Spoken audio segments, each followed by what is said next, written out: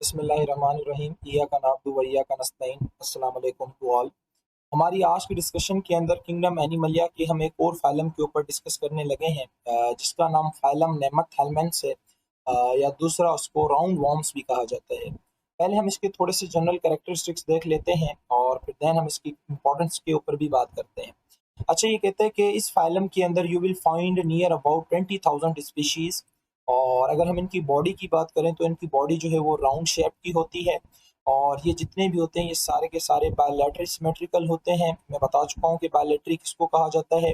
और ये ट्रिप्लोब्लास्टिक होते हैं, मीन्स कि इनके अंदर एक्टोड्रम, एंडोड्रम और मेसोड्रम तीनों लेयर मौजूद होती हैं।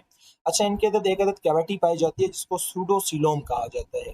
तो देखो, हम इसको सीडोसिलोम क्यों कहते हैं, मैं आगे एक स्लाइड के जरिए, एनिमेशन के जरिए आपको समझाने की कोशिश करता हूँ, तो इसके लिए आप थोड़ा सा वेट करें।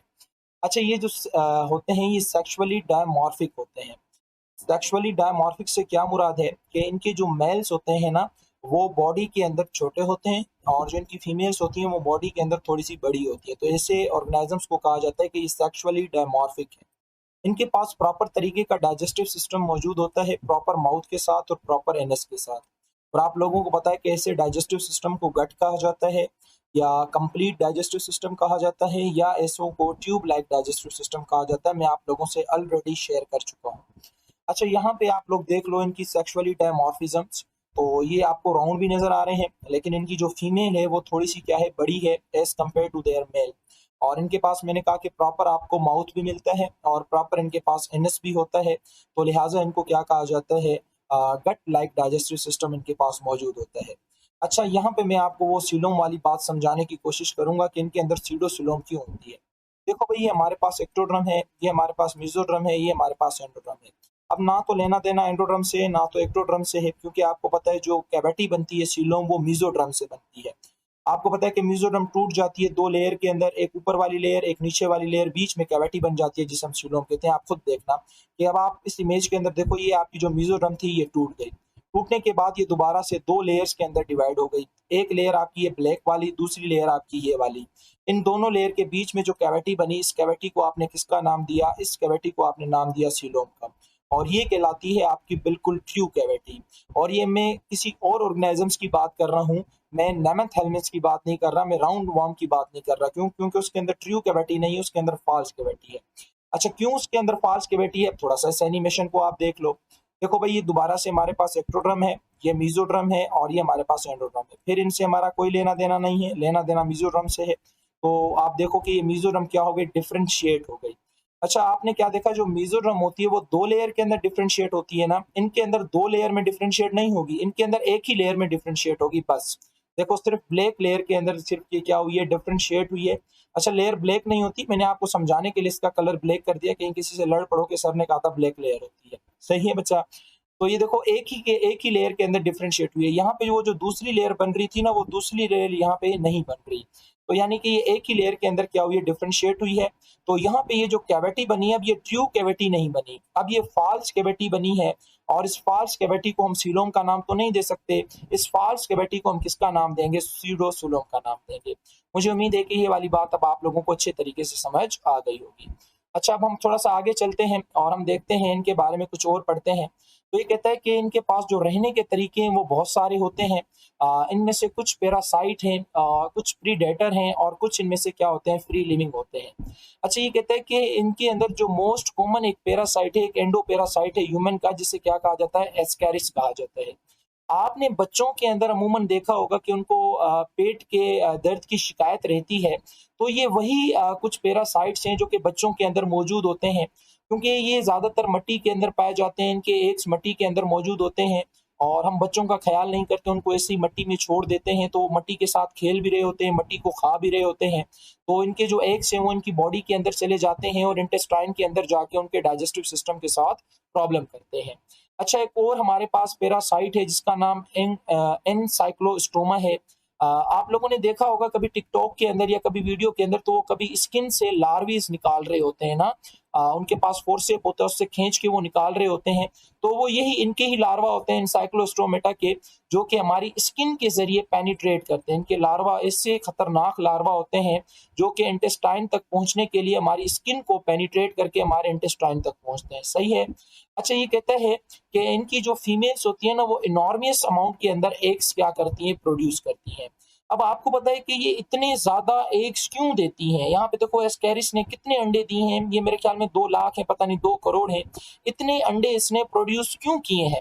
क्योंकि जब ये एग प्रोड्यूस करते हैं हमारी बॉडी के अंदर या हमारी बॉडी के बाहर, तो इनको पता है कि हमारी बॉडी के अंदर का डिफेंस सिस्टम या बाहर का जो एनवायरमेंट वाला सिस्टम है वो उनके अंडों को ग्रो होने नहीं देगा। तो इनमें से आधे अंडे तो इनके मर जाते हैं, ग्रो नहीं कर पाते। तो लिहाजा ये एनॉर्मस अमाउंट के अंदर क्या करते हैं, एक प्रोड्यूस करते हैं ताकि ज्यादा से ज्यादा इनके अंडे ग्रो करें और हमें ज्यादा से ज्यादा क्या कर सकें, नुकसान पहुंचा सकें। तो बहरहाल जब ये पैरासाइट बच्चों के ऊपर अटैक करते हैं, बच्चों के ऊपर हमला करते हैं, तो बच्चों की हालत कुछ इस तरह से हो जाती है। बच्चों को हमेशा पेट दर्द की क्या रहती है, शिकायत रहती है। और ये वही एस्केरिस साइक्लोस्टोमा है जो कि इन बच्चों के ऊपर क्या करते हैं, इफेक्ट करते हैं। अच्छा, उसके अलावा सबसे जो इम्पोर्टेंट बात है, जो कई बार आप लोगों की टेस्ट के अंदर भी पूछी गई है, वो ये है कि हमारे पास एक थ्रेड वॉर्म है धागे की तरह, जिसका नाम वुकेरिया है। अब ये वुकेरिया मॉस्किटो जब ब्लड सक करता है तो उसके अंदर ये मौजूद होता है, और ये एनिमल की बॉडी के अंदर एंट्री लेता है through the with the help of mosquito. और ये क्या करता है, हमारी लिम्फेटिक वेसल्स के अंदर आके रहना शुरू कर देता है। और जब ये हमारी लिम्फेटिक वेसल्स के अंदर आके रहना शुरू कर देता है तो ये हमारी लिम्फेटिक वेसल्स को ब्लॉक कर देता है, उसको कंप्लीट तरीके से बंद कर देता है। अब थोड़ा सा मैं लिम्फेटिक वेसल्स का आपको बता दूं। बेटा, हमारी बॉडी के अंदर एक सिस्टम चलता है जिसका नाम लिम्फेटिक सिस्टम है, और उस सिस्टम के अंदर लिम्फेटिक वेसल्स होती हैं। हमारी बॉडी से जो कैपिलरीज होती हैं, जो आर्टरी वीन्स होती हैं, वहां से जो फ्लूइड लीक होता है, जो टिश्यू फ्लूइड या टिश्यू से जो फ्लूइड लीक होता है, तो फ्लूइड बॉडी के अंदर स्टोर नहीं होता, उसको दोबारा लिम्फेटिक वेसल्स के अंदर भेजा जाता है। और ये लिम्फेटिक वेसल्स दोबारा इसको घुमा फिरा के उन्हीं कैपिलरीज के अंदर, उन्हीं ब्लड वेसल्स के अंदर दोबारा ट्रांसफर कर देती हैं। कैसे करती हैं ये तो हम चैप्टर नंबर 14 के अंदर डिस्कस करेंगे। अभी जस्ट ये समझा रहा हूँ कि देखो, ये लिम्फेटिक वेसल है और ये हमारे पास कोई ब्लड कैपिलरी है, या ये कोई वीन है, या ये कोई आर्टरी है, या ये कोई टिश्यू है। अब इन जगहों से जो भी फ्लूइड लीक होता है ना, वो फ्लूइड दोबारा भेजा जाता है इन लिम्फेटिक वेसल्स के अंदर, और फिर इन लिम्फेटिक वेसल से ये फ्लूइड दोबारा होता हुआ सीधा आपकी इन ब्लड कैपिलरीज के अंदर, इन वेसल्स के अंदर, इन टिश्यूज के अंदर दोबारा आ जाता है। तो कहने का मकसद ये है कि ये वाला जो वोकेरिया है, ये आपकी लिम्फेटिक वेसल्स को यहाँ पे आके बंद कर देता है। जब यहाँ पे आके बंद कर देता है तो यहाँ से फ्लूइड जो है, वो जितना भी फ्लूइड होता है जिसे हम लिम्फ कहते हैं, वो सारा का सारा यहाँ पे एक्यूमुलेट होना शुरू हो जाता है, वो फ्लूइड सारा का सारा जमा होना शुरू हो जाता है। और एक स्टेज ऐसी आती है कि ये फ्लूइड यहाँ पे सॉलिडिफाई हो जाता है। तो इस बीमारी को कहा जाता है फाइलेरियसिस। और इस बीमारी के अंदर अगर आप उन चीजों को देखोगे जहां पे ये बंद करता है लिम्फेटिक वेसल्स को, तो हाथी के जिस तरह से पांव होते हैं उस तरह से नजर आते हैं, इसलिए दूसरा इसे एलिफेंटियसिस भी कहा जाता है। मैं बगैर टाइम वेस्ट किए अगर आप लोगों के साथ ये इमेज शेयर करूं तो देखो बेटा, इनको एलिफेंटियसिस है, इनको फाइलेरियसिस है। इनके अंदर इस वोकेरिया ने हमला किया है और लिम्फेटिक वेसल्स को ब्लॉक किया है। तो जितना भी लिम्फ है, जो कैपिलरीज, आर्टरीज, वीन्स, टिश्यूज का जो फ्लूइड है, जो नॉर्मली लिम्फेटिक वेसल्स में जाता है, अब वो बाहर टिश्यू के अंदर एक्यूमुलेट हो रहा है और सॉलिडिफाई होने के बाद वो दोबारा ऐसा हो गया है। इस इमेज के अंदर भी आप देख सकते हो, इस इमेज के अंदर भी आप देख सकते हो।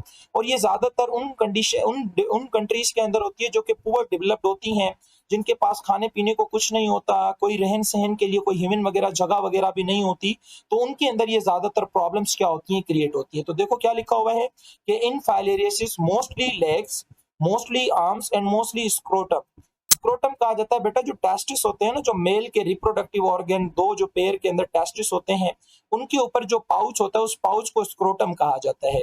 तो ये ज्यादातर वहां पे हमला करते हैं, आर्म्स के ऊपर हमला करते हैं, लेग्स के ऊपर हमला करते हैं और उनको इन्फ्लेम्ड करवा देते हैं, यानी कि लिम्फेटिक वेसल्स को ब्लॉक कर देते हैं। तो जितना भी फ्लूइड होगा वो उस अफेक्टेड एरिया के अंदर जमा होता जाएगा, जमा होता जाएगा, और एक स्टेज ऐसी आ जाएगी वो वहां पे क्या हो जाएगा, सॉलिडिफाई हो जाएगा और एक्सेसिव किस्म का वहां पे क्या करवा देगा, इन्फ्लामेशन करवा देगा, जो कि आप इस इमेज के अंदर बड़ी आसानी के साथ देख भी सकते हैं, समझ भी सकते हैं।